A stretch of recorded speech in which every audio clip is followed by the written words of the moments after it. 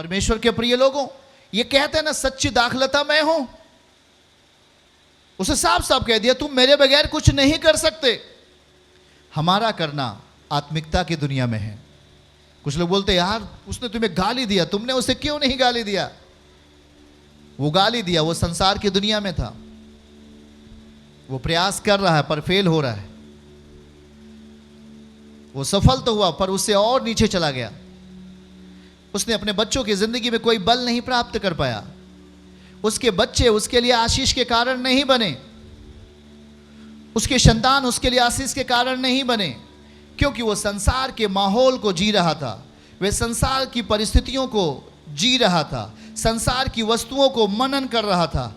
इसलिए उसके बच्चों ने उसे गाली दिया, उसके बच्चों ने अपने पिता को मारा और उसे हत्या कर दी।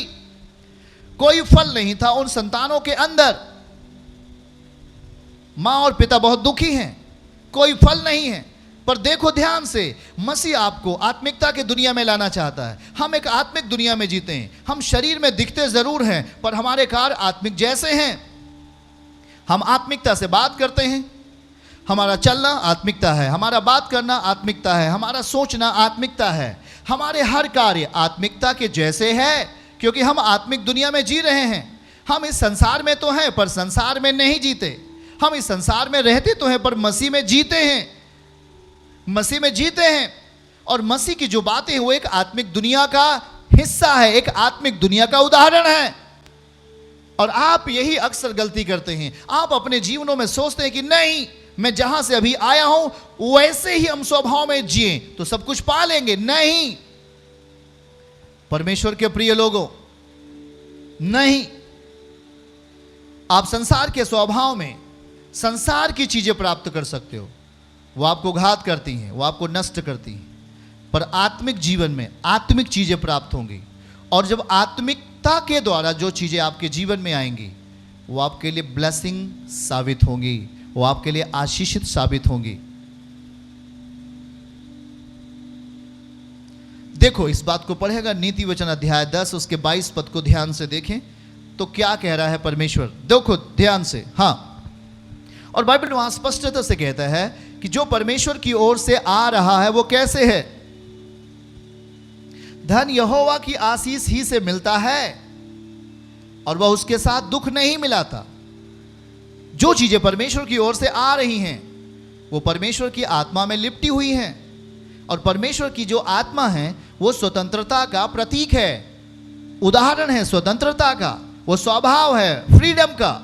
इसलिए धन आया और वो धन आपको घात नहीं कर सकता। वो धन आपको वो धन किसी भी रीति से आपको नुकसान नहीं कर सकता। देखो वो जो धन मसीह दे रहा है वो कह रहा है कि मैं उसमें दुख को नहीं मिलाता, उसमें दुख नहीं होता है। हालेलुया। क्योंकि वो किसकी ओर से आ रहा है? मसीहत की ओर से। आमीन बोले। मैं फिर से बोलता हूं, यहां सामोन देखे किस उपस्थिति में। अब जो यहां पर चीजें और जो फल यहां पर दिखाई दिया, इससे सामोन की जिंदगी में एक बड़ा बदलाव को हम देख रहे थे। देखिएगा, और वहां पे हम इस बात को समझते हैं कि थोड़ी देर पहले जब मसीह वहां नहीं था तो हम देख रहे थे कि सामोन की परिस्थितियां किस तरीके से थी। पर जब यीशु वहां पे आता है और यीशु ने जिस तरीके से वहां पर अपनी इच्छाओं को सामोन के जीवन के लिए करने के लिए देते हैं, यीशु अपनी इच्छा को करने के लिए देता है सामोन को और कहता है सामोन तू मेरी इच्छा को कर। और जब आप परमेश्वर की इच्छाओं को करते हैं तो जो करते हैं, जिस भी भाग में काम करेंगे परमेश्वर की इच्छा से, वो चीजें बन जाएंगी अलौकिक। आमीन, हालेलुया। वहां हम देख रहे थे वो जाल, अब वो जाल नहीं थी जो सामोन ने पहले डाला था। वो दशाएं नहीं थी जो सामोन ने पहले किया था। अब हम किसके साथ हैं, ये मायने की बात है। आप हमेशा धोखा खाते हैं। आप बहुत सारे लोग इस बात को नहीं समझ पाते और कहते कि नहीं, उसने मुझे ऐसा कहा है, मैं भी उससे वैसा ही करूंगा। आप समझते हैं आप जिन चीज़ों को अपने जीवन में करने के लिए आप अपने शारीरिक लालसाओं के अनुसार प्रयास करते हैं, वो आपके जीवन को नीचे लेके जाएगा। मैं आपको सच कहता हूं कि अगर आप आत्मिक दुनिया में जी रहे हैं तो वो एक मसीह की दुनिया है, वो एक यीशु की दुनिया है। और जो यीशु की दुनिया है वो कहता है सच्चाई की दुनिया है। वो एक नम्रता की दुनिया है, वो एक बातों का मसीह की बातों का प्रगटीकरण की दुनिया है, वो एक सच्चाई की दुनिया है, वो एक मरा हुआ व्यक्ति जिंदा हो गया ऐसी दुनिया है वहां, जहां पर सारी परिस्थितियां आत्मिक माहौल में बदलती जाती हैं। सामौन देखो, अब देखो मसीह की उपस्थिति में वो फल के साथ वापस आया। अब इस जाल में निराशाओं का चिन्ह नहीं था, पर अब यह जाल समृद्धि का चिन्ह बन चुका था। आमीन बोले। अब हमारे प्रयास, हो सकता है हमने कई बार प्रयास किया, नौकरी के लिए प्रयास किया या अपने किसी काम के लिए हमने प्रयास करते हैं, पर हम उसमें अभी असफल हो रहे हैं। पर देखो, ध्यान से सुनो इस बात के लिए, आपकी असफलताएं मसीह को आपसे दूर नहीं करें। अगर आपके कार्य आपको असफल कर रहे हैं, तो आपका जो कार्य है उसमें निरंतर परमेश्वर की उपस्थिति को बना के रखना है। ऐसा नहीं कि अगर आपने काम किया और आप उसमें सफल हो गए तो आपने कहा मसीह तू मेरे लिए काम का नहीं है। ऐसा नहीं है। वो हमारे जीवन में बहुमूल्य काम कर सकता है, वो हमारी जिंदगी को तुरंत सब कुछ अच्छा कर सकता है, पर वो हमारे लिए देखता है कि हम उसके लिए कितने तत्पर हैं, हम उसके लिए कितने तैयार हैं, हम उसके विषय पर कहाँ बोलते हैं, हम उसके विषय पर कितनी जगहों पर चर्चाएं करते हैं। क्या आपके द्वारा मसीह ऊंचा उठाया जाता है? क्या आपके द्वारा मसीह को महिमा मिलती है क्या? हाँ, और ये महत्वपूर्ण बात है, समझिएगा मेरे प्रियो। इसलिए आपकी कभी कभी इच्छाएं, आपकी स्वतः जो इच्छाएं आप मन में सोचते हो, ये मेरे लिए हो जाए, ये मेरे लिए हो जाए, पर आप परमेश्वर के यंत्र में काम नहीं करते, आप परमेश्वर के वातावरणों में नहीं जीते हो और कहते हो कि मेरे लिए हो जाए। कभी नहीं होगा।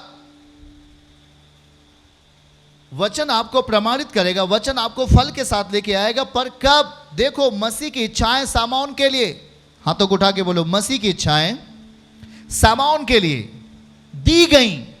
तो क्या सामौन ने कहा नहीं? उसने एक बार कहा कि प्रभु मैंने जाल डाला पर मुझे कुछ नहीं मिला, पर उसने कहा चल, और सामौन ने बात मान ली। मतलब मसीह की इच्छाओं को सामौन ने अपने जीवन में लाया और उसे किया, और वो एक फल के साथ आया। आप जहां भी रहें उसके साथ, अगर आप अनुशासित नहीं हैं, आप उसकी इच्छाओं में नहीं जी रहे हो, तो आप धोखा खाते हैं, आप गिरते हैं, आप गलत चीजों का शिकार होते हैं। जो चीजें नहीं होना चाहिए, मिस्टेक, वो आपके जीवन में होता है, क्योंकि आप संसार के स्वभाव में काम करते हैं, आप संसार की मानसिकताओं में काम करते हैं, बदले की मानसिकताओं में काम करते हैं, और आप भरोसा उस पर नहीं रखते। उस पर विश्वास करें, वो आपके जीवनों को सही करेगा। उस पर भरोसा रखें, वो आपके जीवनों को बेहतर करेगा। आज शाम में यीशु आपके हर एक खाली जगहों को भरने वाले हैं। आमीन बोलो, हालेलुया। हाँ, निराश था पर अब नहीं। यीशु के सामने क्या थी? यीशु के सामने सामौन की नाव थी जो निराशाओं को दिखा रही थी, पर सामौन ने अपने जीवन में यीशु की इच्छाओं को पूरा किया, यीशु की इच्छाओं को अपने जीवन में लाया, और फिर वो एक फल के साथ दिखाई दिया। आप संसार के स्वभाव में नहीं जिए, आप संसार के स्वभाव में नहीं जिए, आप मसीह के स्वभाव में जिए। आपका खालीपन भरने जा रहा है यीशु मसीह के नाम से। आमीन, हालेलुया। वो सब कुछ परिपूर्ण करेगा, वो आपको अपनी मर्जी में लेके चलेगा। परमेश्वर दाऊद को अपनी मर्जी में लेके चल रहा था, इसलिए उसके सामने जो चीजें आईं उससे परमेश्वर निपटा और उसे नीचे गिरा दिया। गोलियत जो बहुत विशाल था, दाऊद उससे लड़ नहीं सकता, पर दाऊद परमेश्वर की इच्छाओं में है, इसलिए वो चिन्ह बना। और जानते हैं कि गोलियत हारा, गोलियत मारा गया दाऊद के द्वारा। परमेश्वर के प्रिय लोगों, आप अपने जीवन में कुछ भी सांसारिकताओं के आधार पर अपनी जिंदगी को नहीं चलाएं। देखो इफिसियों 5 अध्याय 10 पद, और वहां पर प्रभु आपसे क्या कह रहा है।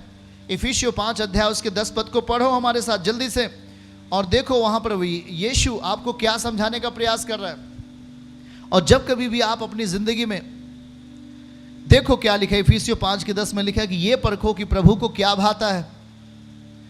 आपके प्रभु को कौन सी चीजें अच्छी लगती हैं। क्या है ये? आप किन स्वभाव में जी रहे हो? आप किस अंदाज में अपनी जिंदगी को जी रहे हो? सामौन जब तक अपनी इच्छाओं में था, सामौन जब तक अपनी मर्जी में था, सामौन जब तक अपनी चतुराई में था कि मैं सब कुछ कर सकता हूं, मैं सब कुछ पा सकता हूं, मैं सब कुछ कर सकता हूं, वो कुछ नहीं कर सका। और लेकिन मसीह ने दिखाया, जब उसके पास वो गया, यीशु जब सामौन के पास गया तो दिखाया कि देख सामौन, तेरी चतुराई कोई काम की नहीं है, तेरा अनुभव कोई काम का नहीं है, पर आत्मा सब कुछ कर सकता है। यीशु सब कुछ आपके लिए कर सकते हैं।